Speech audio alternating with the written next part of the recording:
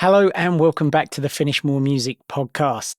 So, we're continuing on with our season on contribution through art. And today I spoke to a very special guest, a gentleman by the name of Mark Turk, who I've become really good friends with here in Austin. And Mark runs an organization, a not for profit called Beat for Beat.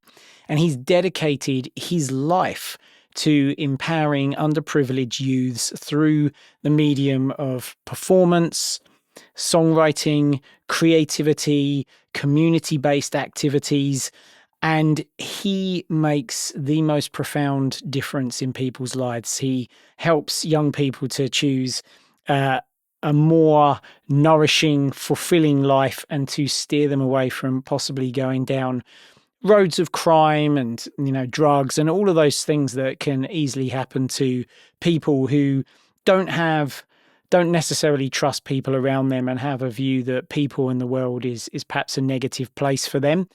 So it's a really fascinating conversation. We start running through Mark's background, how creativity has altered his life, how music has benefited him.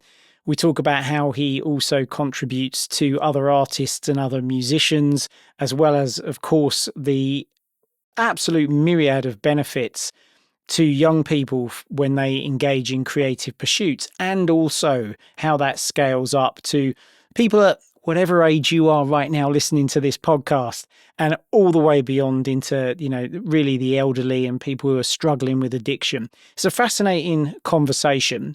And as well as all of those benefits, we also look at some of the real challenges that an organization like Mark's faces. I would have thought, before meeting Mark, that somebody who's having such a dramatic impact on young people's lives and their organization that isn't there for profit would find there were very few barriers to being able to offer this service and make such a big difference. As it turns out, there are a jaw-dropping number of challenges, almost a dark side to this. So we look at the light, we look at the dark, and Mark rounds out with some incredible advice for how we can all contribute more to society, how we can all rise and be successful together. So if you are someone who is curious about how your creativity and how you show up in the world can have life-changing results for other people, this episode 110% is for you. So on that note, let's dive in.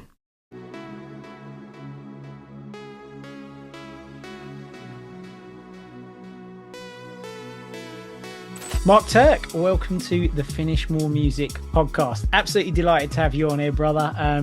Really excited to dive into your world, what you do, what motivated you. And I'm really interested in all of your backstory. I think to paint context, as a kind of way of getting us from where you were and where you started up to current day, let's talk a little bit about current day so that everyone understands what you do. And so you run an organization called Beat for Beat. Can you paint the picture, what Beat for Beat is, what it does, and then we'll work our way from the past to the to now and to the future from there? Yeah. So I am the founder and director of Beat for Beat, which is a nonprofit charity organization that hires local musicians to go to low income schools and work in the after school programs, bringing music education. And we don't do this in a traditional way where we're teaching them how to read music out of books or like kind of 18th century classical. No, we go in and we talk to the kids. We get to know their kids. We learn their interests, and we create this community environment with this teacher with their backgrounds and the kids with their backgrounds, and they come together and learn and make music the way that only they can. So we create this unique atmosphere for them to learn, for the students to be with musicians who's a professional in the field, for the musician to like further their career knowledge and music and grow. So it's a really a growing thing for both the musician and the students. That's really interesting to me. Let's unpack that a little bit if that's okay. Sure. The In terms of the artists, so these are the people who are helping and contributing. You mentioned their career growth. I imagine there's also sort of a lot of personal development, a lot of fulfillment, and so on behind it. What do you see the main benefits? And I know you can talk to this because you teach as well. Yeah. Of contributing, what do they get out of it? I know they're not showing up to get something out of it, but I am curious as to that because you are contributing to them by giving them the opportunity to do this as well. Well, so, for people that don't know, like here in Austin, it is kind of like a mecca for music. So we have a lot of young musicians, young and old musicians. Well, let's put ourselves in the old Thank category. you. That come here. Well, just go downtown and you'll feel it. You know, that come here to pursue their musical dreams. Whatever genre. Austin is it's filled with all sorts of. There's no one type of music that happens here. So we get a lot of young people here who are like looking to be, a singer-songwriter or join a band or whatever. So we actually hire them. And that's key because we pay them. We don't ask them to volunteer. We want them to grow as a career musician, which is like, hey, ask for money, get your worth. You have a skill. Um, so so that's one part of it, what they get. And then what I always tell people, musicians come here and a lot of times, and we especially saw this during the pandemic, they'll get another type of job in a different field, accounting or something, and they drift off into that. So it's a very gig economy with these musicians. So I always tell them like get as much music as you can in your life in your job, and so what it does for them is it creates this kind of immersion into music, and they get to see like okay, I'm sharing my music and my knowledge with these kids, um, and they're learning how to teach and they're communicating with them so they get a chance to grow as well because they're teaching and teaching is like the greatest way to learn and they're meeting people and kids with different backgrounds and experience that they're than they come from, so it gives them this growth. And I always see I tell out every musician that comes in like beat for beat is your is one step on the ladder to your next thing. Like this is not where you want to end up. This is like come here, get some skills, sharpen your business skills, sharpen your communication skills, and move on to the next thing, whatever that is. So that's really the opportunity that we give these musicians. Yeah. Incredible. There's so much there, isn't there? Sort of this, you use that word immersion, and Yeah. actually it's in part, isn't it, the journey from amateur to pro, because the business side of it is absolutely essential in that, and being able to do that in such a rewarding environment, seeing the impact that they get to have on the kids whilst also learning from the kids, learning from teaching and so on. So a really enriching experience to be involved in that. If we were Yeah. to jump back, because it's something that obviously you've been involved in yourself heavily, the teaching side of things, I'm curious when did you first start in the world of music, and when did you get bitten by the bug of creating music? I mean, that bug came like very early on. I had an uncle that is a gigging musician, and I must have been 6 or 7 when I grabbed his guitar and just couldn't put it down, you know.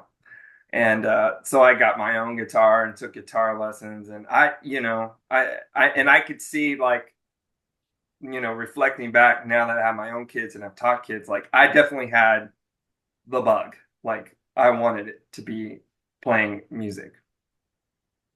And so I kind of I did like the marching band and stuff in school, but it wasn't until I got to college and which I went to school for business, not music.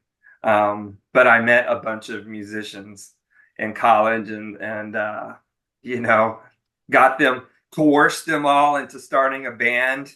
And I was doing original rock bands for like the next probably 12 years, just playing whatever gigs, traveling as far as you could travel in a weekend and get back on a Monday, and just really threw myself into it. Um, and did pretty well. You know, had had a couple of interested record labels in my bands, but the timing was so that those big record deals were gone, and we got little record deals, and I was kind of too old to keep scrapping by. So I called it quits, and I went and got some audio engineering certification and training, and decided like I'm gonna be home in Austin. I started working in a recording studio. I started playing with like pickup gigs, like wedding gigs, and things that I could do to just get money doing music, which included teaching. And as I was just kind of like hustling out there, which is a big thing that I teach the musicians I work for, is like you got to hustle. I came across the an after school program that needed a rock band coach, and I took the gig, and I got in there, and it was a culture shock for sure, because this is a low income school, and there's there was fighting and just kind of like, whoa, this is a crazy world. But I got in there with those kids, and after like 3 or 4 months, I just saw that all that experience I had like real value to this group of kids who were also bitten by the music bug, you know. And I was doing pretty good at it, so I was getting calls from other schools, and you can only be one place at one time. So I started hiring my friends and the other bands, like, hey, come teach for me over here. I'll tell you what to do.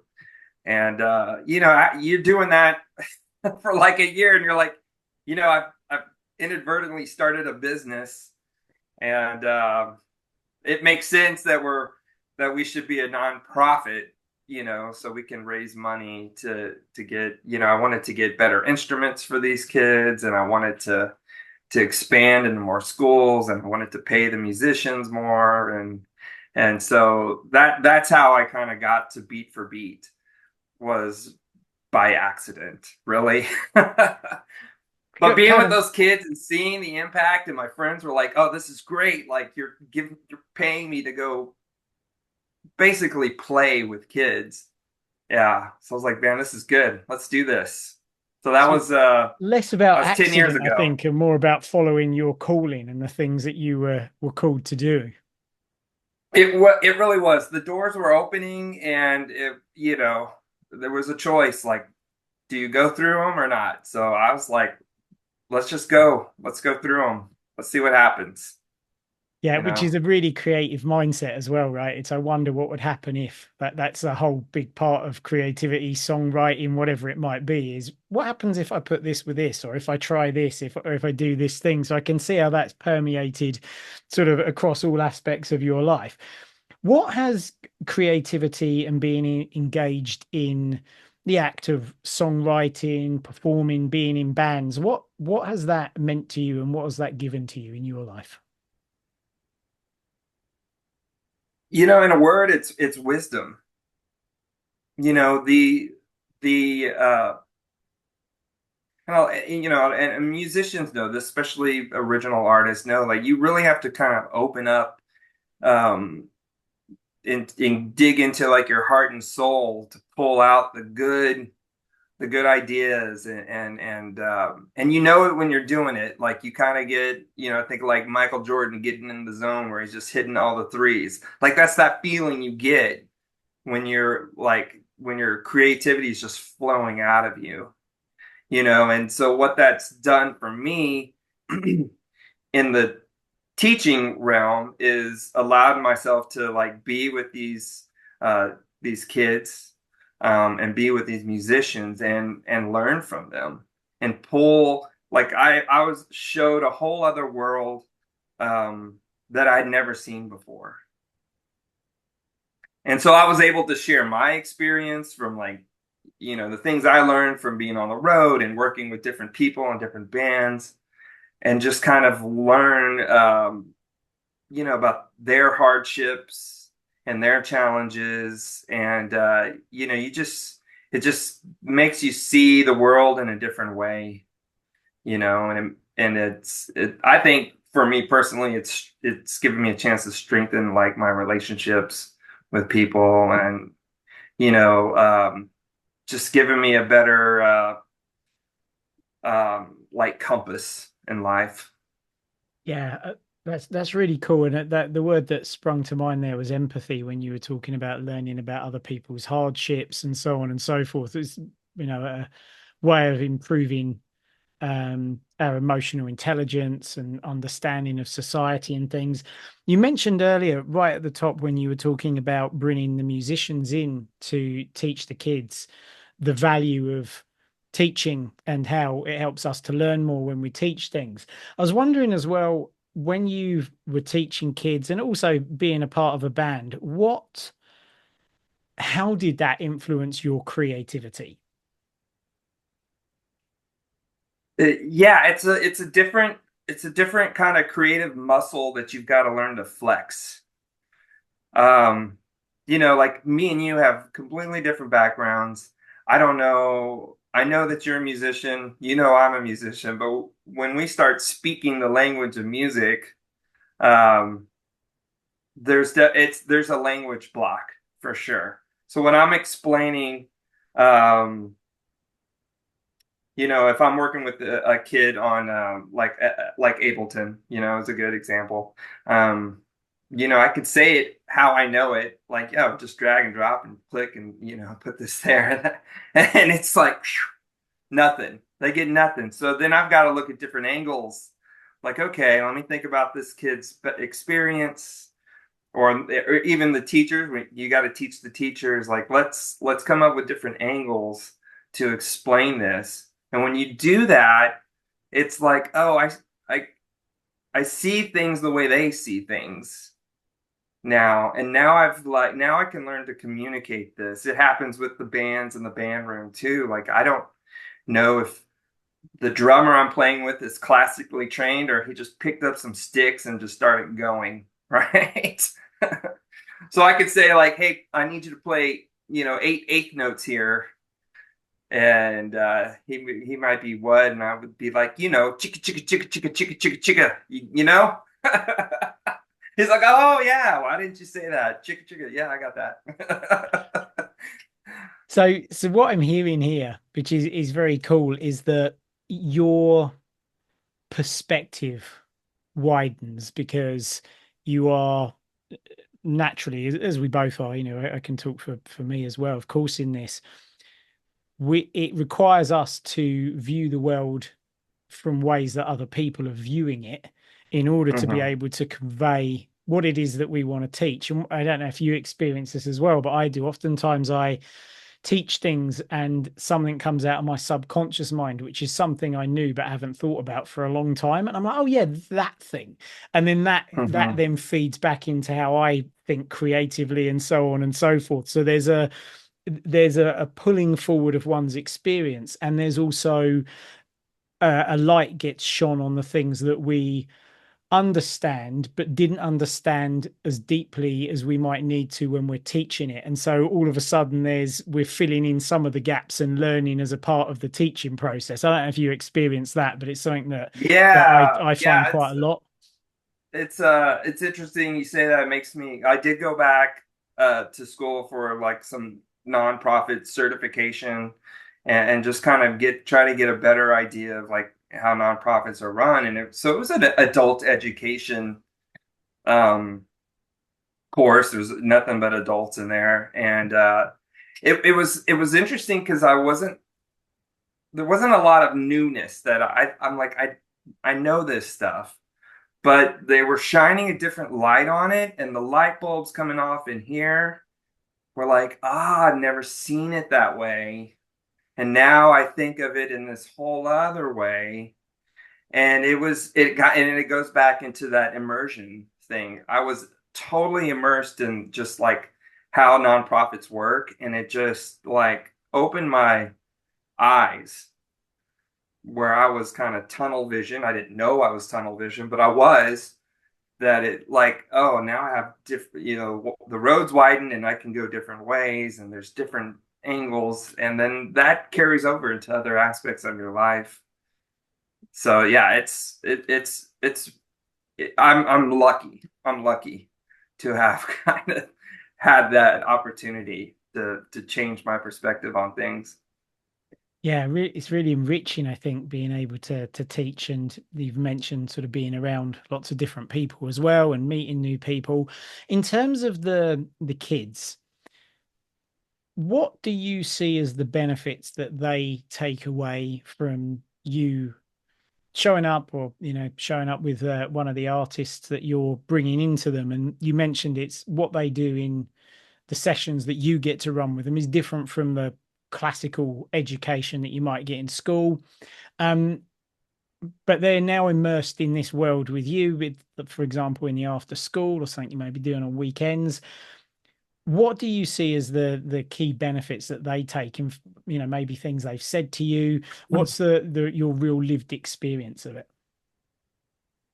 I mean, there's a couple of different things I'm thinking of, but the biggest impact is really, having an adult that they can trust, who shows up when they're supposed to show up, because these kids don't necessarily have that. It changes everything for them, you know?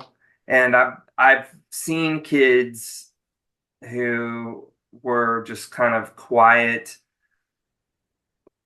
like in a shell, come out because a part of it was just learning to trust me or the teacher, that we're going to be there, we're going to be consistent, and we've got their interest in mind.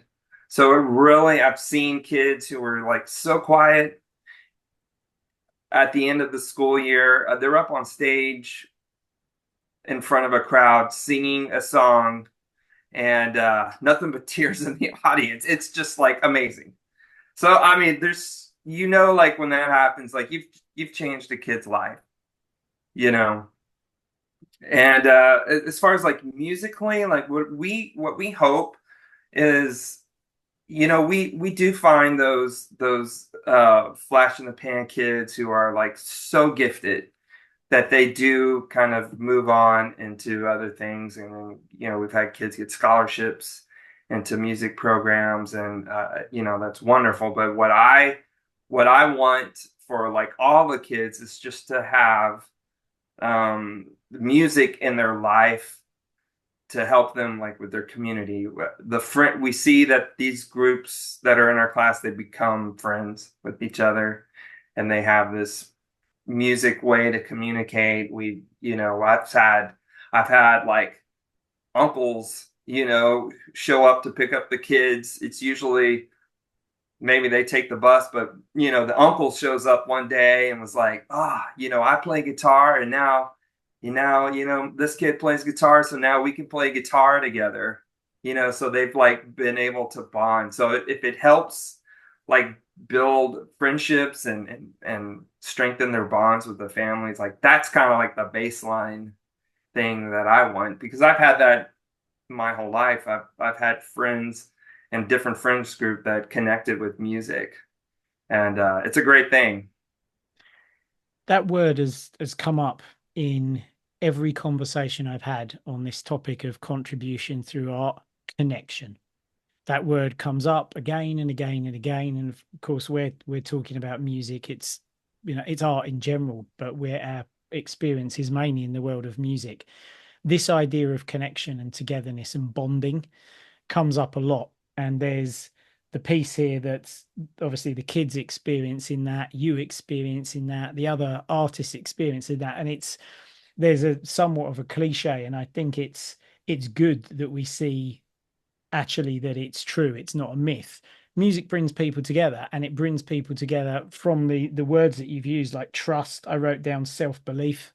A kid coming out of his or her shell is about self-belief, the self-expression as well, the family, the friendship, the community. And it's far reaching beyond just something to do after school, isn't it? Oh yeah. And I didn't even talk about, but we have a trick. Like these kids, they're going to be able to perform or showcase their music in front of a friendly group of parents and teachers and friends. We're gonna, we always want to have like an out like a goal at the end of the class where they get to do that. And for anybody who's ever like been on a stage and you're super nervous, butterflies are just like in full effect, and that crowd like cheers you on. I mean, it's the greatest feeling. You're just like just so pumped, and we get to give that to those kids. They're so nervous, and we get them up there, and whether it's really good or not so good, they're still going to get that encouragement, and and it changes them. It changes them for sure. Yeah, so now what I'm hearing here and is fascinating to me is that a lot of these kids are coming from these disadvantaged backgrounds where the environment potentially is hostile or unsupportive, um, even on the sort of less aggressive side of things. Let's say it can Yeah, go from unsupportive to being downright hostile, and it's only natural that you would feel that you're not supported, and that people in general, as a kid, we form these opinions very early on, don't we? That, the world is hurtful, people are hurtful, I'm not enough, and so on and so forth. And an experience like, as you said, building the trust with you and the other musicians, all the way through to actually having a group of people who, my God, people are on my side. They want to see me succeed. I was yeah. vulnerable here. I let myself be vulnerable.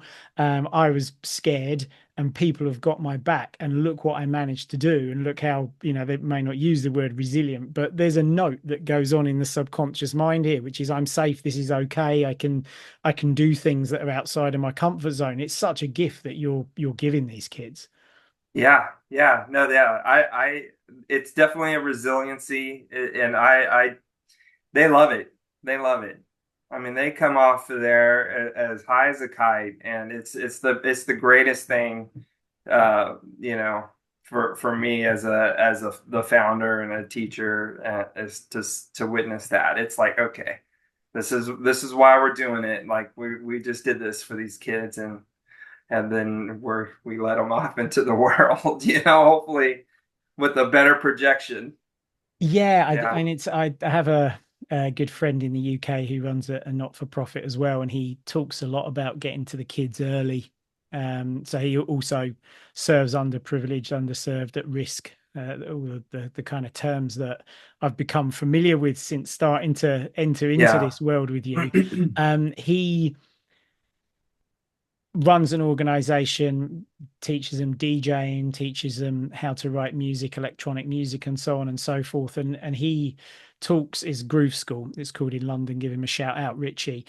He talks about getting to the kids in time because they if it's too late, they can already be going down a negative path in their life, and it's much harder to bring them back. It's not impossible, but we all know drugs, crime, the crowd and Yeah. the environment that you are in. Environment is a massive predictor of the trajectory of a human being.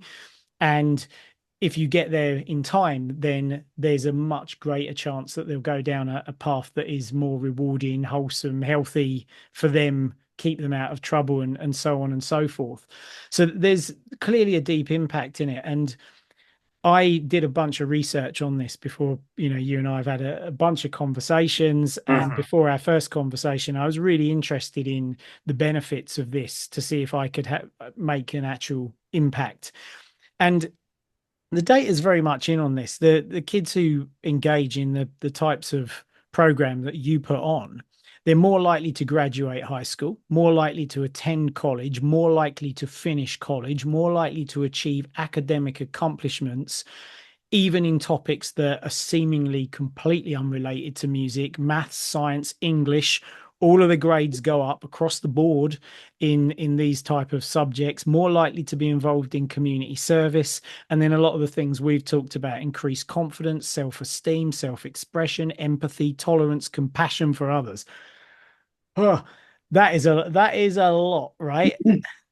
Yeah, yeah, and I'm not the expert to speak to this, but there's been a lot of research on like how where they'll put like MRI scans with kids listening to music, and they'll show that like if they're listening to music, like the brain is actually breaking apart the tracks, or like the different instruments. Like you can hear the drums, you can hear the bass, you can hear the vocals. They've broken it up.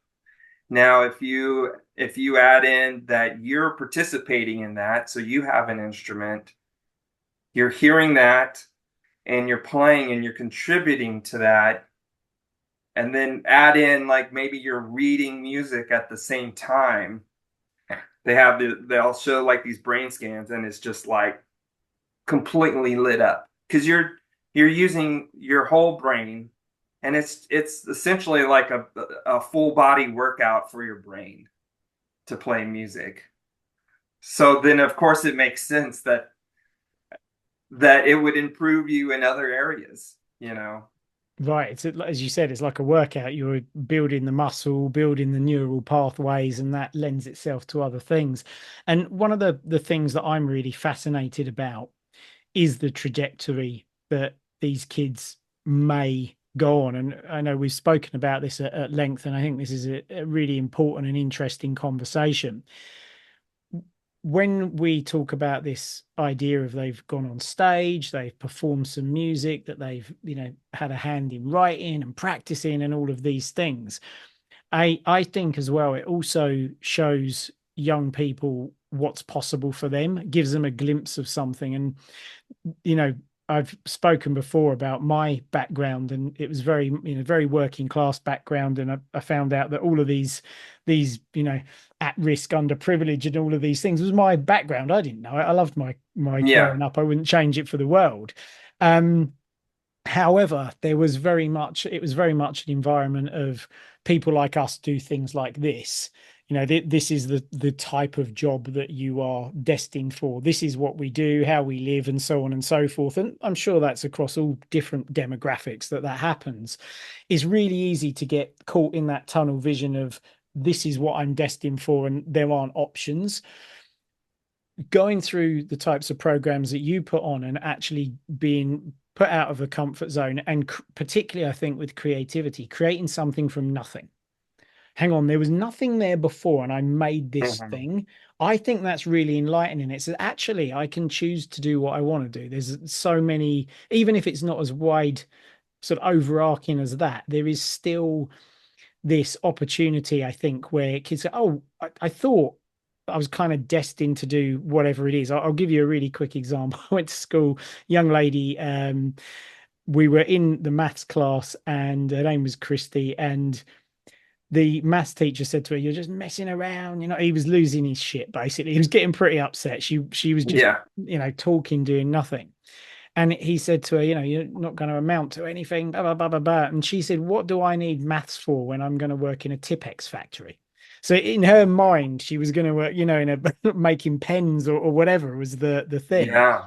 And I think when somebody can see that they can create something from nothing, that they can perform on stage, that people are trustworthy, there's a support network, it opens up the possibility of, oh, maybe I could do this or this or this. They might still choose to go down that initial road that they thought, but there's a real big difference between all I can do in my life is this and, oh, I've got all of these options and it's a free choice.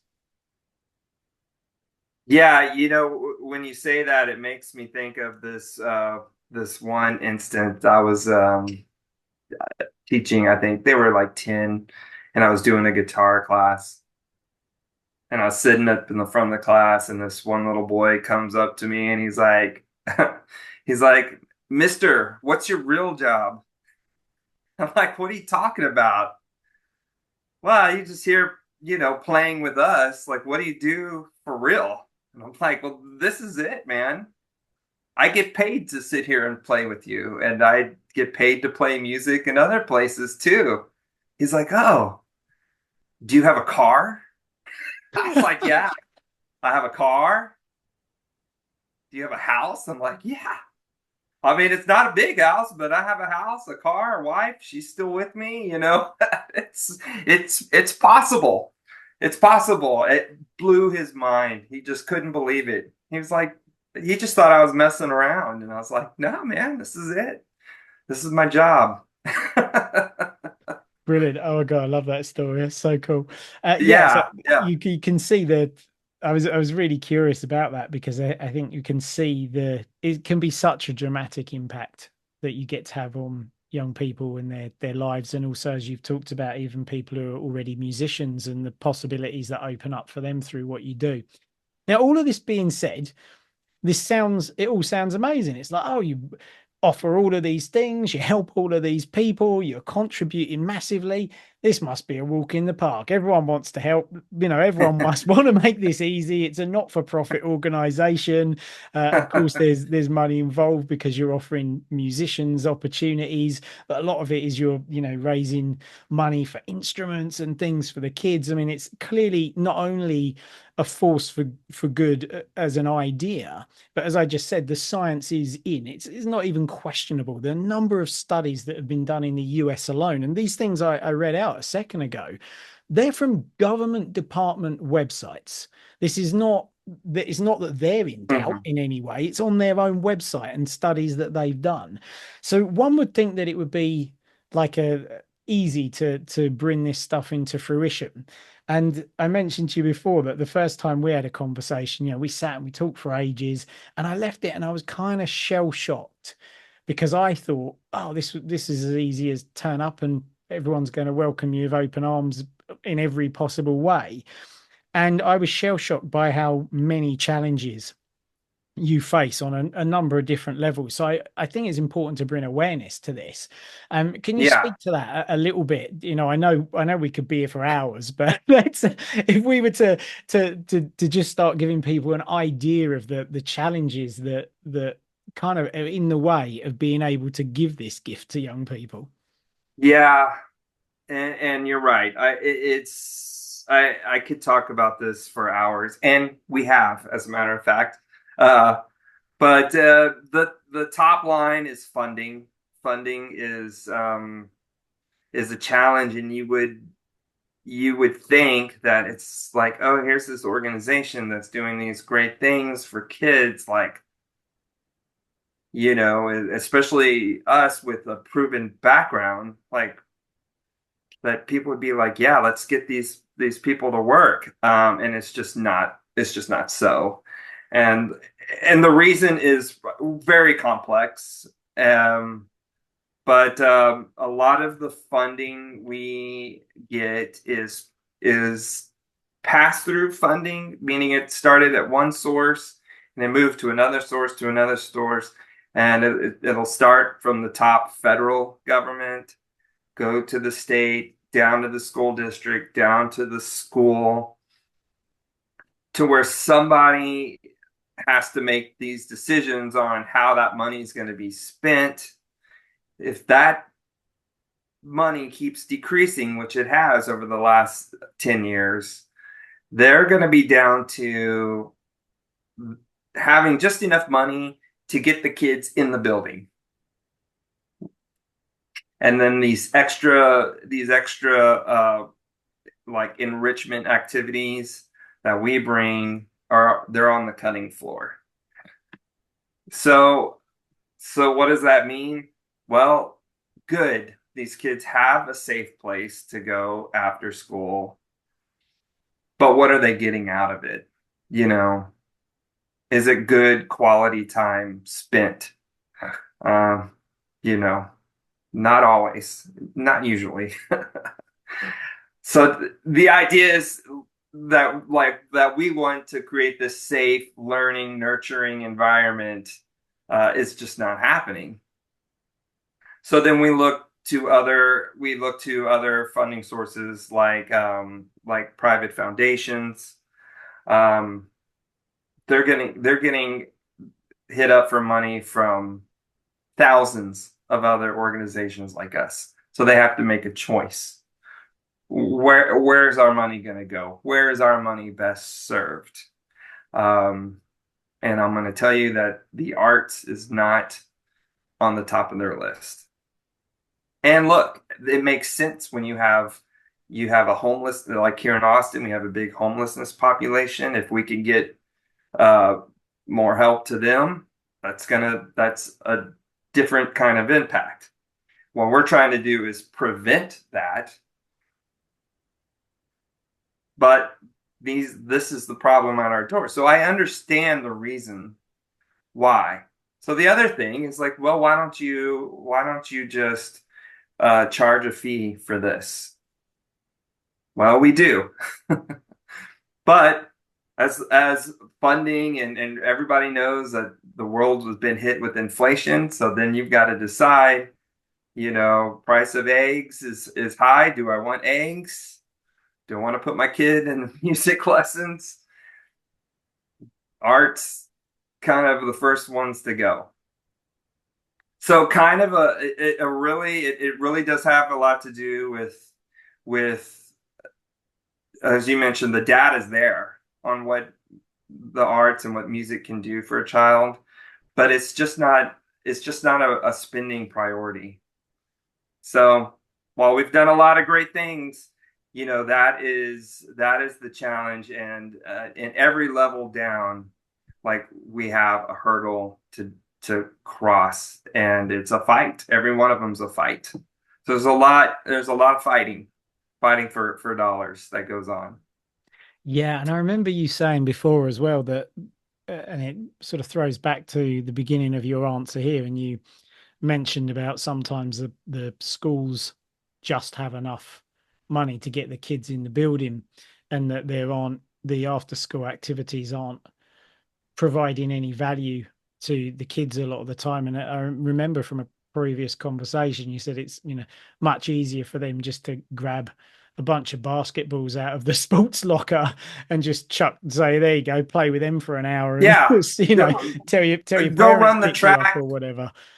run the track, or everybody sit down, do your homework. You have one, like minimum wage earning high school kid watching 50 or 60 kids run the track, or sitting there doing your homework, and all you have to do is yell at them to be quiet. You know, And none of those that's what they're activities are getting. potentially changing the course of the kid's life. So where we've got these issues that we all know are there in education, because it's a somewhat archaic system all around the world still at the moment, often teaching Yeah. subjects that have a value but are maybe not, maybe are given a greater priority than some of the things that aren't. And those things that are lower priority, like the arts, we can see now demonstrably that their effect is has such an impact on young people, and makes kids more creative, which is what the world needs. That stuff is still wedged down at the bottom. Do you think it may be an awareness issue? I I do think that's a part of it. I think that's a big part of it. I mean, it's hard, we have me and you have to step out of our shoes. We live music, and put ourselves in other people's shoes who might not see the benefit, or maybe they're like, yeah, that's good, but that's not that's not, my top priority for my kid or for our school. It's they just and a lot of it is just in today's society, like we're just overwhelmed. We're overwhelmed with information. We're overwhelmed with tasks. If you have kids, both parents have to work. We're overwhelmed, and getting that message through is really tough. So I think it is an awareness thing, but there's just more to it, and it's not an obvious answer either. To think if I want my kid to be better at science or math, maybe I should put them in a music Of course. program. Yeah, of The course. obvious answer would be more homework. But I know, and I've seen it for the last decade. I mean, you're working against burnout at that point, and you're just not making any progress with the kids. That's what you want to also kind of talk about a challenge that we have in the classroom is we're working against that burnout, as well. So it does take us a while to like get them board, to trust that we're not going to give them a bunch of homework and things that they have to work on. Like we're here for you to have fun and learn in this different kind of way where we're not bombarding you. Yeah. Yeah, and the thing with just academia in general is for some kids it just doesn't suit them.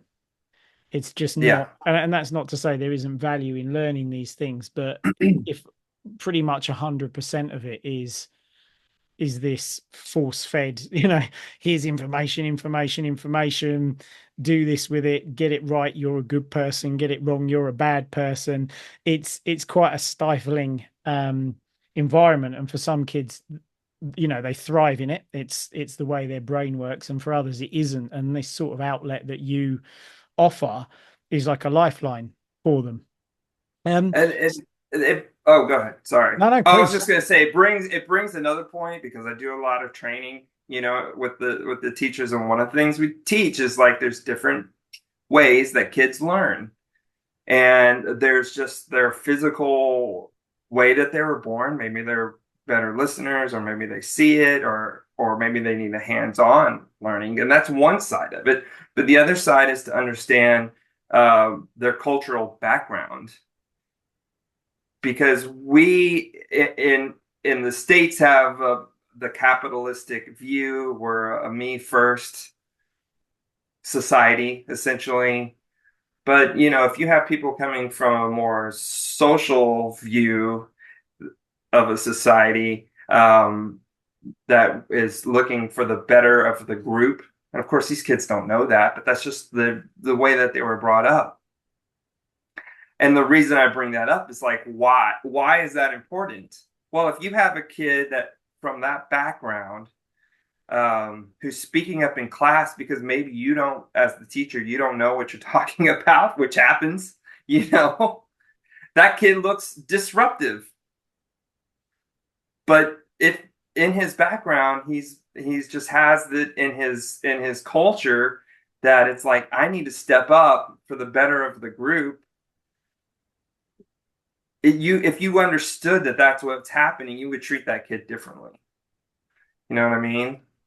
So it's really understanding like, hey, some kids learn different ways, just the way they were born, and some kids, they have this completely different background, and what may look like a disruptor or a trouble kid or whatever, that may not be that way. And I mean, I know we were all kids once who thought like, man, they just don't understand me, you know?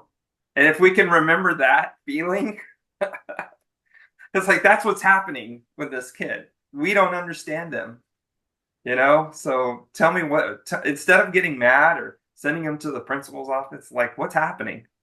What's going on with you? And then you open that door and you'll learn so much, you Back to know. that idea of empathy and emotional intelligence, which I'm sure for you maps into the world outside the classroom as well, because you Oh, start to of course, think that of with other course. people is like, hang on, what's going on? What are they seeing that I'm not? What are they thinking that I'm not? Not they're wrong because I think this and they seem to their actions are incongruent with what I think is right. It's like, hang on a minute, let's look around at their side of the table. What do they see? What do they think? Oh, now I get it. Now there's some common ground.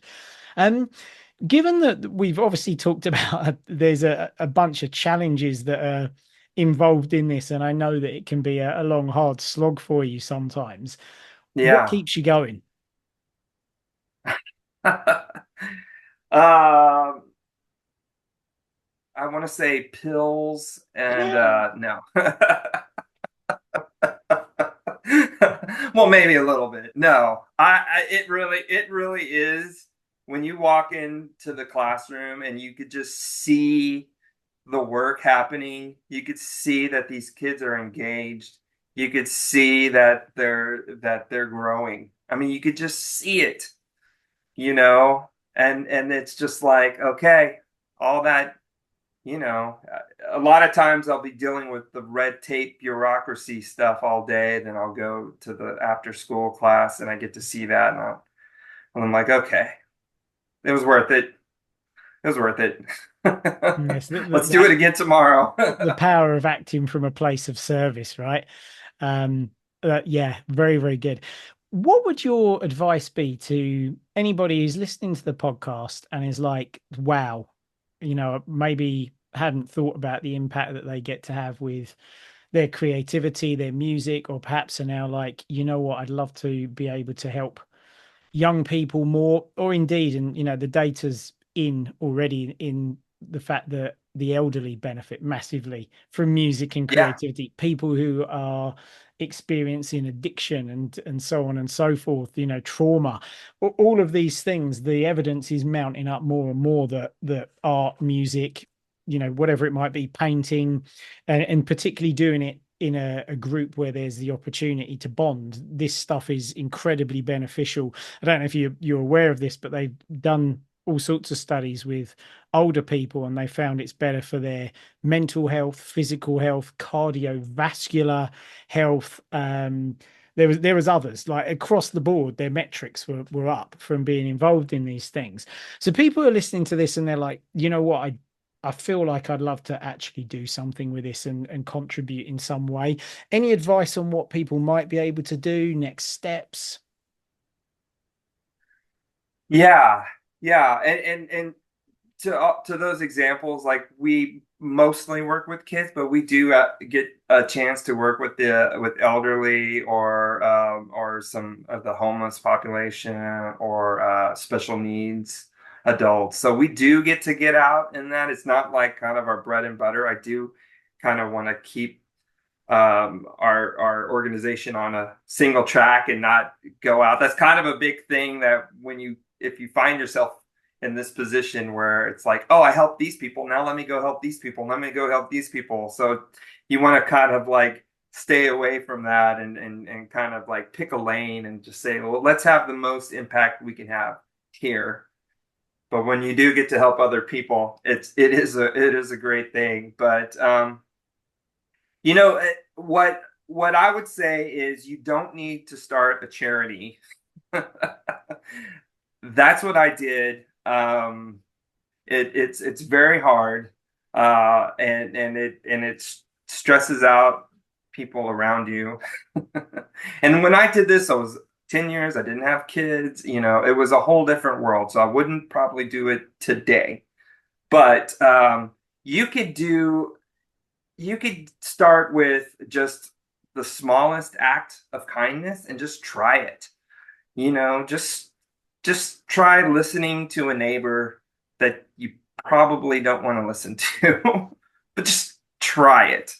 You could start very small, um, and you could also do some research, find some organizations that are in your area that really their mission speaks to you, and just reach out and say, "How can I help?" You know, and it could be anything. I had a young man reach out to me just last year. He was into music, creates his own music. He was like, "How can I help?" We had a conversation. His job was in marketing, and he was like, "Well, I think I can lend some of my marketing expertise to your organization, which is has a huge value to us. So and he just reached out to me cold. He cold called me. How can I help? So I reached back. I answered his call, which is a big thing. And I did that with you too. People do reach out to us, and I tend to answer. They don't always.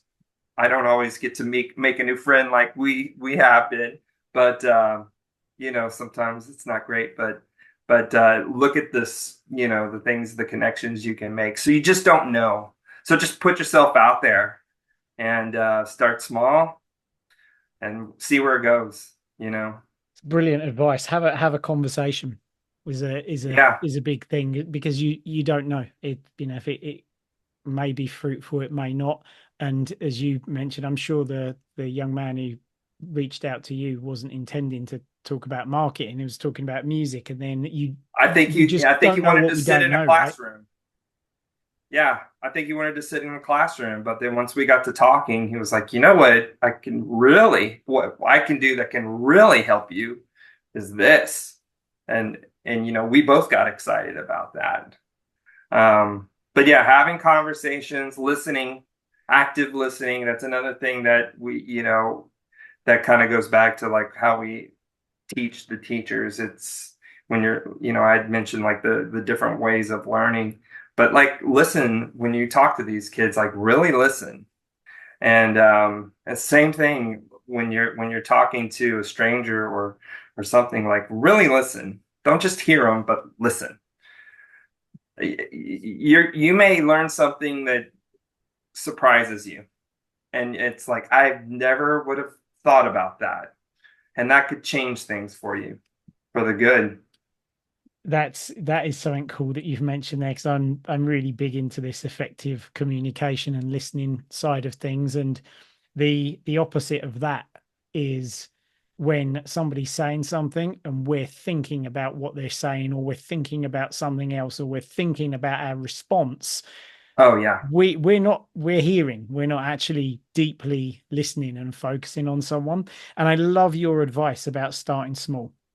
That idea of random acts of kindness, I think, is brilliant. Like, I particularly think of the online space, which has so many trolls and people on there who are kind of can be really spiteful and hurtful, and people sometimes they don't mean to be, they're just trying to be humorous or something like that. Yeah. And of course there are a wealth of amazing people online. It's not, unless you're on Twitter, which tends to be a bit of a cesspool of humanity. um and other platforms have kind of drifted in that direction, unfortunately.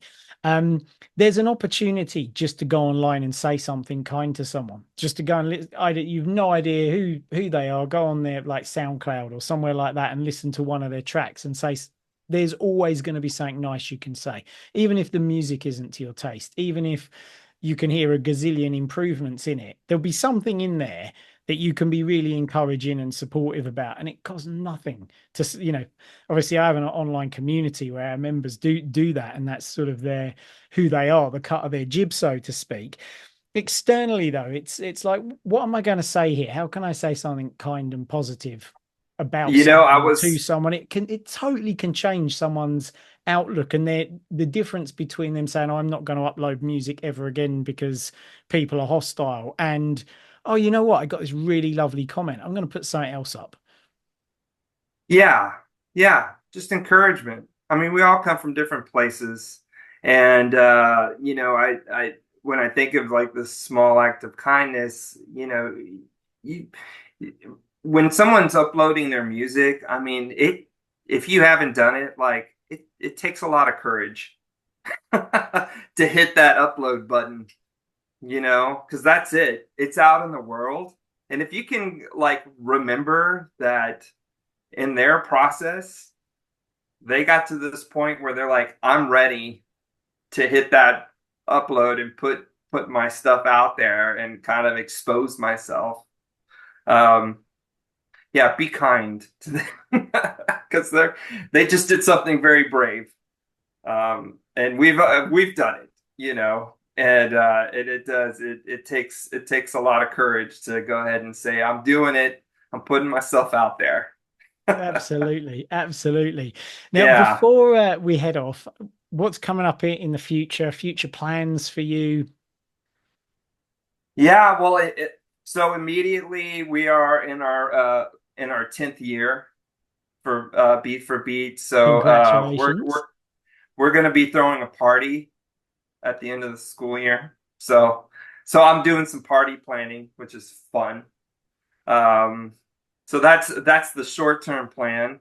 Um, and I think I might mention like we're kind of looking at changing the way we do things as the world changed, the environment. You know, I said it wasn't the same as it was 10 years ago. So we're looking into other ways that we can have the same impact on this community, but maybe not through the same routes that we've been taking. So we're doing some self-examination on how we do that, and we have a lot of ideas that we would love to just keep exploring.